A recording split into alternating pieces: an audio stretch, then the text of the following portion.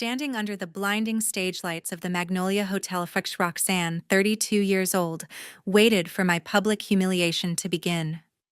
My sister scanned the crowded ballroom with her perfect media-ready smile before raising the microphone to her lips as if she were about to announce a grand prize. She gestured toward me in my oversized black clothes and laughed softly before delivering the line that was designed to destroy me. Ladies and gentlemen, I have a special last-minute item for anyone who needs their driveway shoveled during this blizzard. Who wants to start the bidding at just $1 for my failure of a little sister? A wave of cruel laughter rippled through the front tables where the city's elite sat sipping their expensive champagne while watching my misery.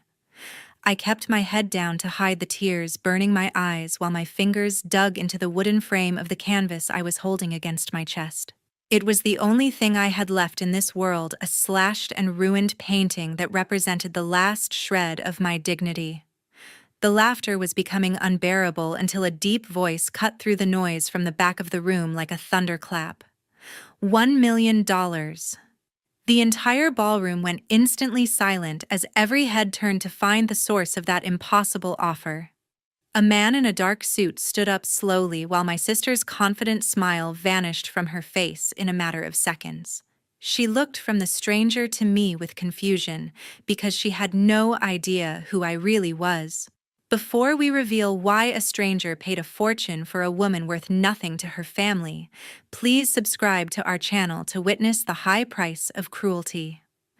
2 years ago, the first blizzard of the season drove me to my sister's doorstep in Omaha with nothing but a hollow chest and a single battered suitcase containing the remains of my broken life. My divorce had been finalized only 48 hours prior, leaving me with zero assets while a sudden corporate downsizing stripped away the design job that had been my only source of stability.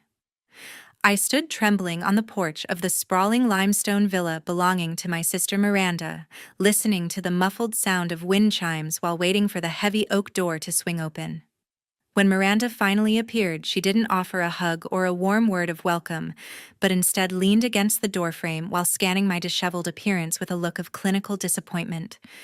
She adjusted her silk robe and pointed toward the foyer without stepping aside, making it clear that my presence was an inconvenience she was only gracing with her reluctant charity. "You can stay, Roxanne, but this isn't a hotel where you can just sit around and mope about your failed marriage while I foot the bill for your recovery," Miranda stated as she led me through the pristine hallway toward a narrow door near the kitchen.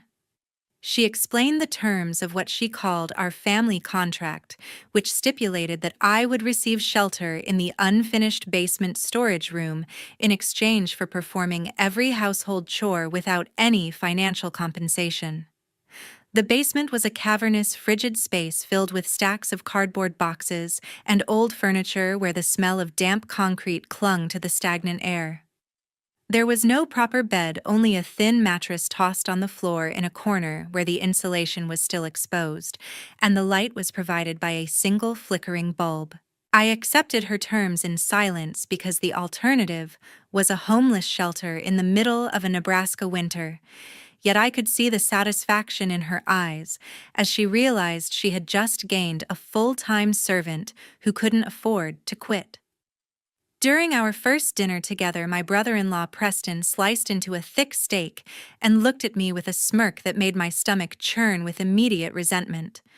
He wiped a drop of red wine from his lip and leaned back in his chair while his expensive watch caught the overhead light, highlighting the massive wealth gap that now defined our relationship. "This house doesn't support parasites, so you should at least learn how to scrub the toilets properly if you expect to keep a roof over your head," Preston remarked before laughing at his own crude joke. Miranda didn't defend me, but instead nodded in agreement while discussing her upcoming social events, treating me as if I were a piece of furniture that had suddenly learned how to listen. I realized then that my sister and Preston didn't want to help me find my feet again because they preferred having someone they could look down upon to make their own success feel even more significant. My life quickly devolved into a grueling cycle of physical labor that began long before the sun rose and ended only when my muscles screamed with exhaustion late at night. I spent my days scrubbing floors on my hands and knees, doing endless loads of laundry, and preparing meals that I was often too tired to even taste while Miranda monitored my progress with a checklist. Every ounce of my privacy was stripped away as Preston would frequently barge into the basement to demand a fresh towel or to complain about a missed spot on his car, never once knocking or acknowledging my humanity. The constant belittlement started to wear down my spirit until I felt like a ghost, haunting the lower levels of their perfect hollow lives, while my old identity as an artist seemed like a dream from a different lifetime. One night, while I was pushing aside some heavy crates to clear a path to the water heater, I stumbled upon several crusty containers of leftover paint that some contractors had abandoned in a dark, damp corner. The brushes were stiff, and the colors were limited to industrial grays and muddy earth tones, but the sight of those pigments ignited a desperate spark in my chest that I thought had been extinguished forever. I dragged a few discarded plywood boards from a pile of construction debris and set them against the cinder block wall, feeling my heart race for the first time in months as I dipped a makeshift palette knife into the thick, pungent liquid.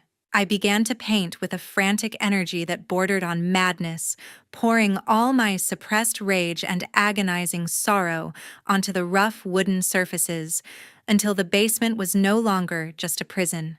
The strokes were jagged and raw, forming abstract landscapes of the Omaha winter that felt more real than the polished rooms upstairs where Miranda and Preston played their games of status and ego.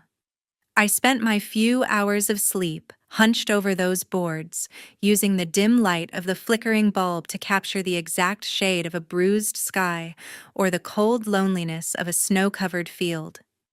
In the absolute silence of the underground shadows, I reached for a small brush and carefully inscribed 2 letters in the bottom corner of my first completed piece. The signature RX appeared for the first time on the splintered wood, marking the birth of a secret self that Miranda could never reach and a talent that her cruelty could never truly contain. That spring, the snow began to melt outside the windows, but the chilling atmosphere inside that house remained unchanged, even as the first weak rays of sun struggled to pierce through the bare trees. Miranda happened to walk down to the basement on a Tuesday afternoon to check if I had finished cleaning the old storage shelves when she suddenly stopped in front of a painting titled "Melting Snow" that I had leaned against the cinder block wall. She stood there with her eyes narrowed in a calculating gaze, while her manicured fingers brushed over the rough surface of the plywood board I had painstakingly adorned with haunting shades of white and gray. Instead of offering a single word of praise or a look of recognition for my tireless creative efforts in the shadows, Miranda simply smirked with disdain and let out a biting remark that made my chest tighten with immediate pain. "This gaudy and gloomy thing actually has a small use since it could temporarily hide the moldy patch on the back wall of my office, instead of just sitting here gathering dust in this damp corner," Miranda stated in a patronizing tone, as if she were granting me the greatest favor in the entire world. She reached down and grabbed the painting without asking for my permission or waiting for my consent, asserting that she was merely helping me clear out some trash so the basement would look less cluttered and more organized. I could only stand there in silence and watch my sister's back as she walked away with the piece that contained all my soul and hope, because I had no right to demand anything while living on her reluctant charity. Miranda stepped out of the basement with her prize in hand while remaining completely ignorant of the fact that she had just stolen the very essence of my artistic spirit. The reality was that Miranda had taken that painting directly to a prominent interior designer in the city, who was desperate for unique pieces with depth to complete a project for an extremely wealthy client. The designer was immediately captivated by my raw and moody strokes, and did not hesitate to pay Miranda $5,000 in cash to secure the artwork on the spot. Miranda tucked that large sum of money into her purse with a satisfied smile, because she realized that keeping a failure like me was finally starting to bring in a lucrative profit without her having to exert any real effort. She kept the true value of the painting a complete secret, and even felt a surge of pride in her ability to deceive me by turning my discarded wooden scraps into a thick stack of $100 bills. Later that evening, Miranda sat at the polished kitchen table and tossed a crumpled $50 bill in front of me with a look of contempt, as if she were handing a pittance to a beggar on the street. "I had to work very hard to sell your pile of junk to a thrift shop for a few measly bucks. So take this and go buy yourself some sweets or something to make your miserable life a bit easier." Miranda lied through her teeth, while Preston sat beside her and laughed under his breath as he continued eating his dinner. I slowly picked up the small bill and felt a wave of humiliation wash over me because I knew my hard work was being dismissed, even though I could not possibly imagine that my work had been stolen for such a staggering amount. I retreated to the basement with that $50 in my hand, while having no idea that my anonymous identity was already starting to cause a stir among art collectors, thanks to that stolen masterpiece. The painting, Melting Snow, with the modest signature RX in the bottom corner, began a remarkable journey through the art market as it was repeatedly sold at higher prices through various private auctions. Art critics began writing articles praising the mysterious genius hiding somewhere in Omaha who possessed such profound spiritual experiences and a brushwork that was impossible to mistake for anyone else. Meanwhile, Miranda remained completely oblivious to the fame that the pseudonym RX was garnering because she was only focused on her glamorous event plans and immediate profit margins. She still believed that I was just a failed sister who scribbled on pieces of scrap wood to kill time, and her arrogance made her blind to the truth that she was guarding a world-class talent right beneath her feet. 1 year passed as Miranda remained consumed by the shallow vanity of her event-planning empire, while my own hidden world began to transform in ways she could never imagine. I had reached out to my friend Deanna, who worked at a small but respected gallery on the edge of town, to quietly arrange for the sale of my new paintings under a strict anonymous consignment agreement.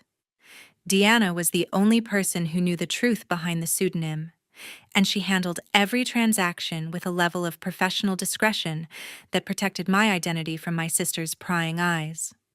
The money from these secret sales started flowing into a private bank account I had opened in the city, providing me with a flickering flame of hope that I might one day be able to escape the suffocating prison of that basement.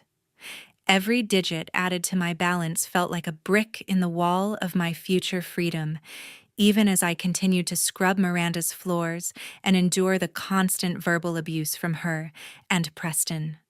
While I lived as a ghost in the shadows of the limestone villa, the local art community in Omaha began to buzz with rumors about a mysterious artist known only as RX, whose haunting landscapes possessed an undeniable inner strength. Critics described the work as a raw manifestation of human suffering and resilience, which made the demand for my paintings skyrocket among the wealthy elite who frequented the high-end galleries. It was a bizarre and surreal experience to hear Miranda mention the name RX during her phone calls with clients while I was standing right behind her polishing the silverware or vacuuming the heavy carpets. She would speak of the artist with a forced air of sophistication, as if she were an expert on the subject, never realizing for a single second that the genius she praised was the same woman she treated like an unpaid servant. The tension in the house reached a new level when Miranda secured a massive contract to organize the largest winter charity gala of the year for the city's most prominent families. Instead of hiring a professional printing service for the invitations, she decided to exploit my skills once again by forcing me to hand-paint 100 elaborate cards to save on production costs. Miranda handed me a stack of premium cardstock and a list of demands for intricate floral borders that required hours of meticulous labor for each individual piece. I was expected to complete this monumental task in addition to my regular household chores, which meant I was frequently forced to stay awake until the early hours of the morning under the dim light of my basement bulb. My eyes burned from the strain, and my fingers grew stiff from clutching the fine brushes, but Miranda showed no mercy as she constantly checked my progress with a judgmental scowl. Preston took every opportunity to boast to his friends during their frequent dinner parties about how talented and resourceful his wife was for managing such a complex event with such personal touches. He would lean back in his leather chair with a glass of bourbon and brag about Miranda's supposed artistic vision while I was in the kitchen washing the very dishes they had just used. Miranda has such an eye for detail that she even oversees the creation of the invitations herself to ensure everything is perfect for our guests, Preston would say with a smug grin that made my blood boil with a silent and helpless rage. Neither of them ever acknowledged that I was the one doing the actual work while they collected the praise and built their reputations on the back of my exhausted labor. One evening, after I had spent nearly 20 hours straight working on the cards and cleaning the house, I finally gathered the courage to mention my desire to move out and live independently. I stood in the doorway of the living room with my hands trembling as I told Miranda that I had saved a little bit of money and wanted to find a small apartment of my own. Miranda didn't even look up from her laptop as she let out a cold and mocking laugh that felt like a physical blow to my chest. Do you honestly think anyone in this city would hire a pathetic failure like you after your disastrous divorce and your long gap in employment? She asked before looking me dead in the eye with a terrifying intensity. She threatened that if I ever tried to leave, she would use her influence to spread rumors that I was mentally unstable and a thief to ensure I would starve on the streets of Omaha. The cruelty of her words was a stark reminder of the power she held over my life at that moment, even as my secret identity as RX continued to gain momentum in the outside world. I retreated to my freezing basement room and realized that the fame of my alter ego was rising in direct proportion to the level of ruthless exploitation I was suffering under Miranda's roof. I looked at the unfinished invitations spread across my makeshift desk and felt a strange sense of irony knowing that these people would soon be paying thousands of dollars for my work, while I was being threatened with homelessness by my own sister. I picked up my brush and continued to work in the silence of the night, because I knew that every stroke brought me closer to the day when the shadows would finally be lifted. 3 days before the fateful gala, the pressure within the house had reached its peak like a ticking time bomb, waiting for the slightest spark to ignite. The local news was saturated with reports about the arrival of a world-renowned art collector and critic, Mr. Sterling, who was traveling to Omaha specifically to attend the event, in hopes of discovering fresh artistic talent. Miranda was obsessed with the idea of impressing him to elevate her firm's prestige, but she viewed my existence as a shameful secret that needed to be hidden even further in the shadows during his visit. She cornered me in the kitchen and handed me a heavy crate of tarnished silver platters and heirloom cutlery, demanding that every single piece be polished to a mirror shine before the guest list was finalized. The sheer volume of the task was overwhelming, yet I saw a narrow window of opportunity when Miranda announced she would be out all afternoon for final venue walkthroughs and floral consultations. I retreated to my basement sanctuary with the silver, but my heart was focused on a large canvas that had been calling to me for weeks in the flickering dimness of my room. I had been pouring every ounce of my remaining strength into a masterpiece I titled The Silence, a dark and evocative oil painting that captured the suffocating beauty of a soul trapped beneath a frozen lake. This was the piece I intended to have my friend deliver to the gallery, so that Mr. Sterling might see it during his private viewing sessions before the main event. My hands moved with a desperate precision as I applied the final layers of deep cerulean and charcoal, losing myself in the rhythm of the brush and forgetting the world of servitude that existed just above my head. The smell of linseed oil and turpentine filled the stagnant air, providing a scent of freedom that was far more intoxicating than any perfume Miranda owned. The basement door suddenly creaked open and slammed against the stone wall with a violence that shattered my concentration and sent my heart into a frantic rhythm.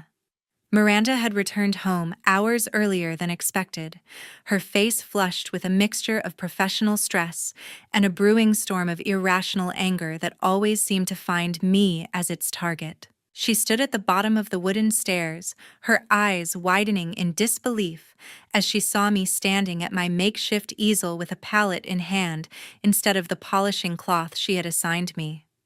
The silver platters sat neglected on the cold concrete floor, their tarnished surfaces mocking her sense of control and authority over my every waking second. A terrifying explosion of rage erupted from her as she lunged across the small space, her voice rising to a shrill scream that echoed off the damp cinderblock walls.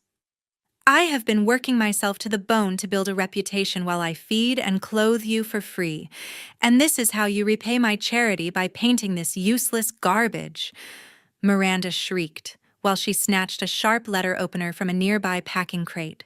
She grabbed the edge of my canvas with a strength born of pure malice and began to slash at the wet oil paint with the jagged metal blade in a frantic and rhythmic motion.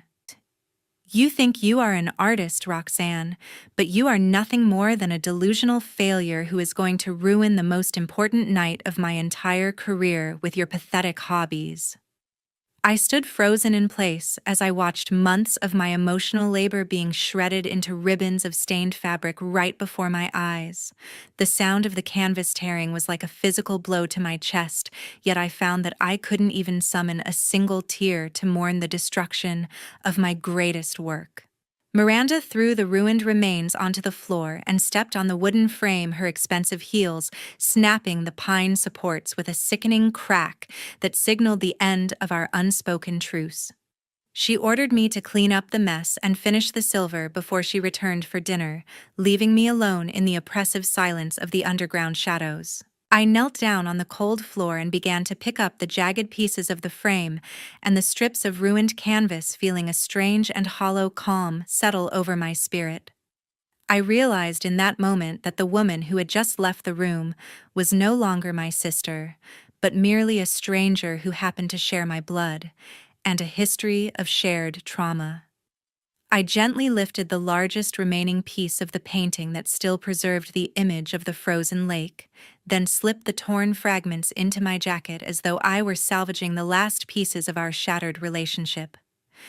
I didn't feel defeated because the act of destruction had finally clarified the boundaries of my reality and solidified my resolve to never let her touch my soul again.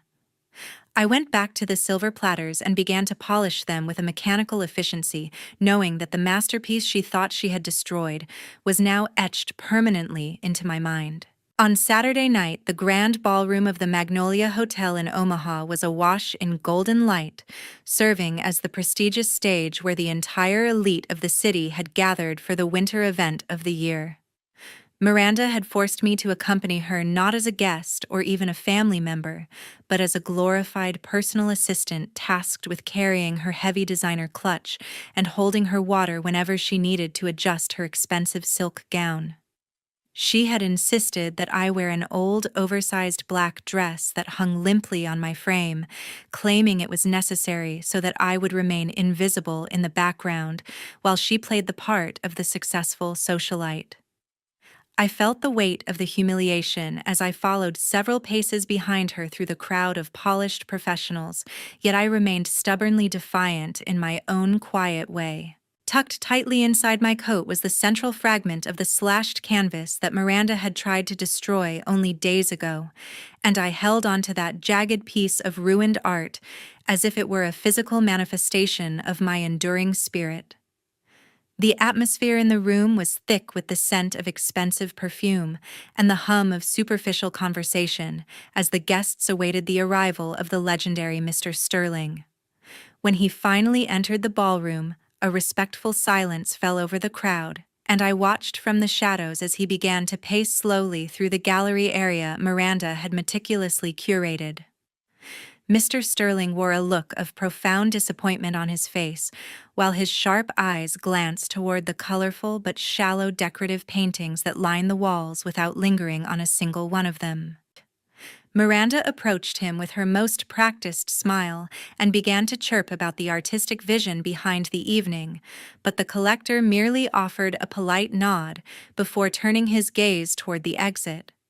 It was clear to everyone in the room that he had found nothing of value in the local offerings, and I could see the panic beginning to flicker in the corners of my sister's eyes as she realized her bid for his approval was failing spectacularly.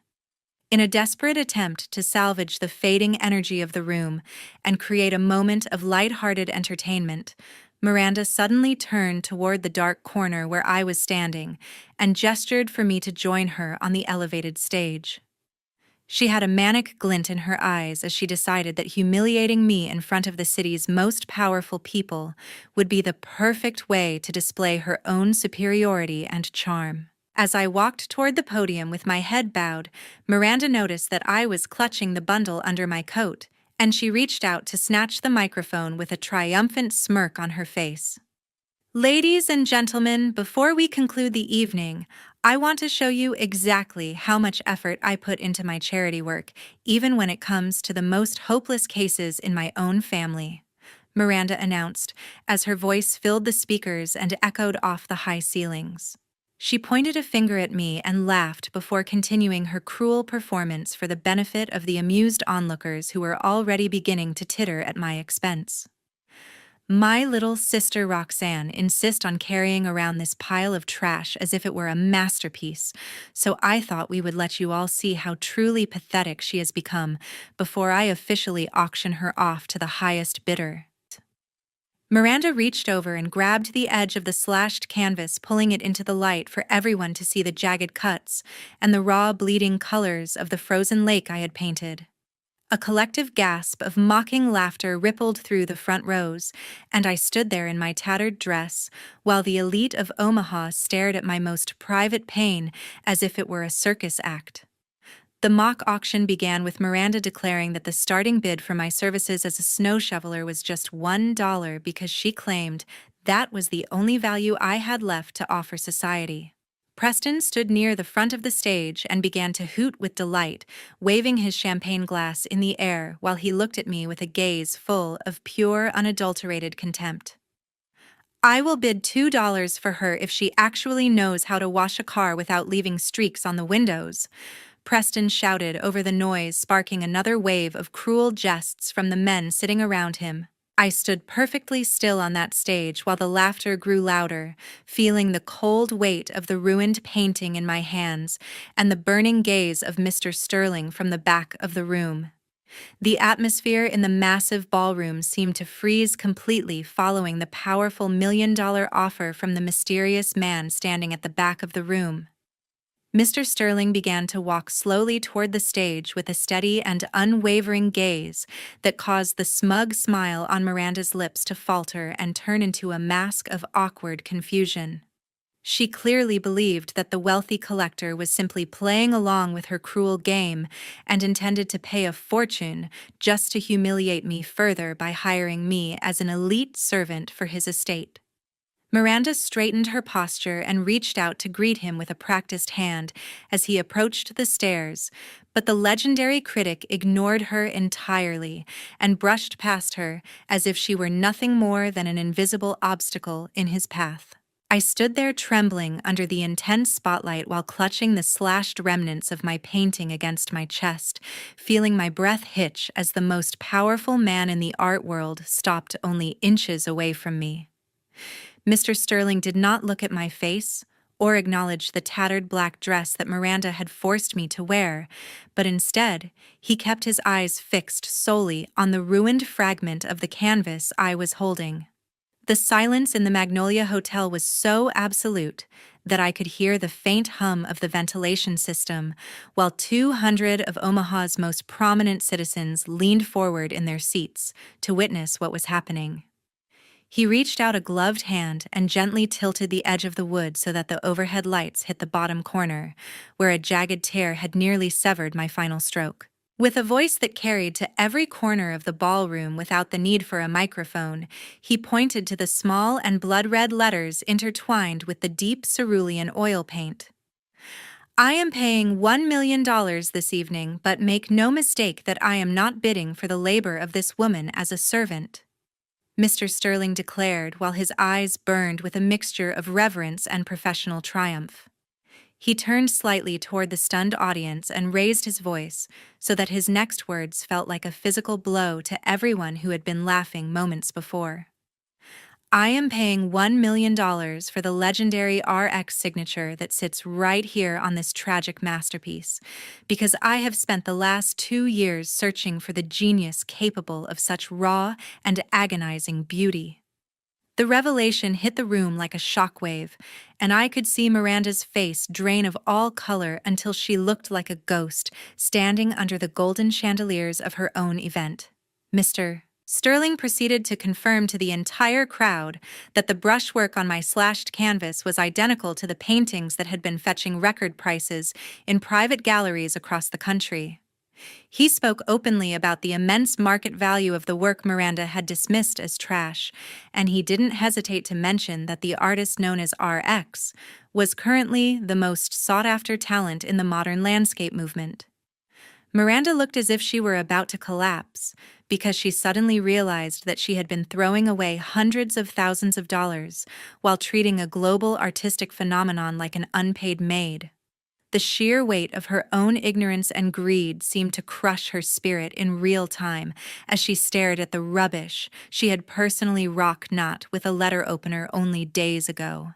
A massive roar of astonishment erupted from the crowd below, as the people who had been mocking me just minutes earlier now surged toward the stage with expressions of profound awe and sudden respect. The same guests who had laughed at Preston's cruel jokes about car washing were now pulling out their phones to take photos of the woman they had previously considered invisible. I could see the shift in their eyes as they looked at me with genuine admiration, while their previous warmth toward Miranda had vanished and was replaced by looks of cold disgust and sharp whispers about her character. They began to realize the true nature of the charity Miranda had bragged about, seeing clearly that she had been suppressing a world-class talent right under her own roof, out of pure jealousy and spite.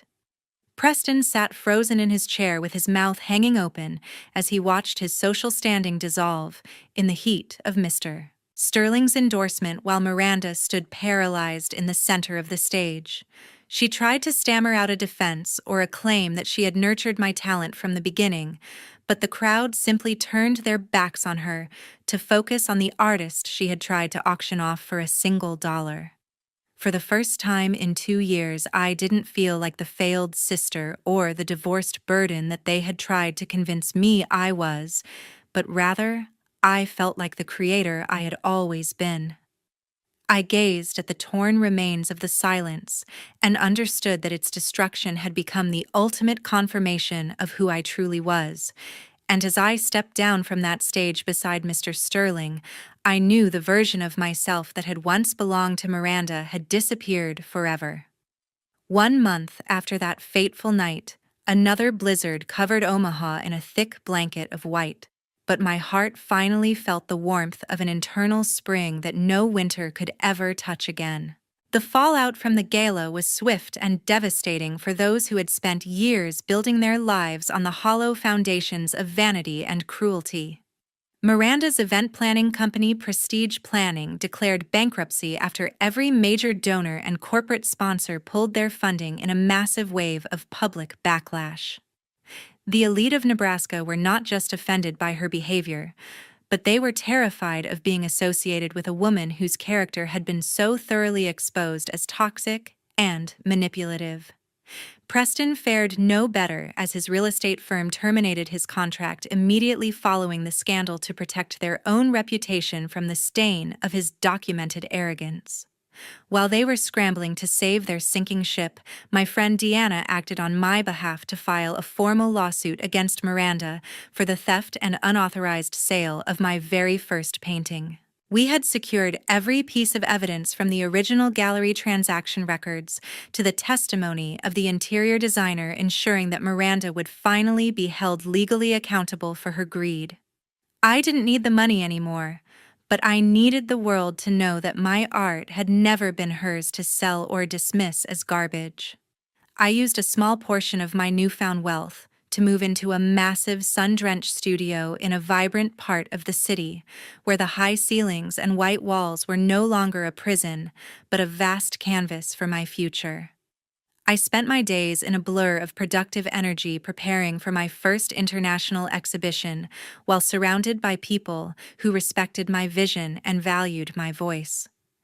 The silence of my new life was interrupted only once when my phone rang with an unrecognized number that turned out to be Miranda calling from a public payphone near the bus station. Her voice was a ragged mess of desperate sobs and frantic apologies as she begged me for financial help, reciting empty promises about the sanctity of our blood relation. She tried to convince me that her cruelty had been a misguided attempt to push me toward success, but I had finally grown deaf to her manipulation and gaslighting. I answered her with a voice that was cold, steady, and entirely devoid of the fear she had spent 2 years instilling in me. You tore our sisterhood apart the same way you ripped that painting to pieces in the basement. Miranda, and no apology can mend a soul once it has already been destroyed, I said firmly before she could interrupt with yet another excuse. I told her to never contact me again, and to accept the reality that she was now a stranger to me, a ghost from a past that I had officially outgrown. I hung up the phone and blocked the number, permanently stepping out onto my balcony to breathe in the crisp, cold air of absolute and total freedom. I stood before a fresh, massive easel in the center of my studio and picked up a brush to begin a new piece filled with vibrant, defiant colors, leaving the darkness of that Omaha basement behind me forever. Before we conclude today's story, let's take a moment to look deeper into the journey Roxanne just traveled, because her victory is about much more than just $1 million check. It is easy to look at Miranda and Preston as the villains, but the real tragedy was the psychological prison Roxanne was forced to inhabit while her own sister tried to extinguish her light.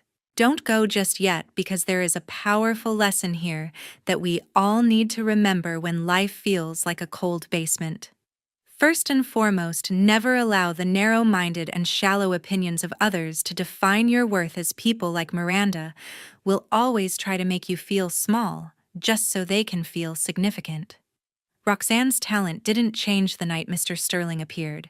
She was a genius the entire time she was scrubbing floors, but the world only saw it when she stopped believing her sister's lies. Secondly, we often hear that family is everything, but we must be brave enough to admit that family can sometimes become a toxic chain that prevents us from breathing. Choosing yourself and walking away from a blood relation who thrives on your suffering is not an act of betrayal, but the ultimate act of self-preservation and courage. Now I want to hear from you in the community.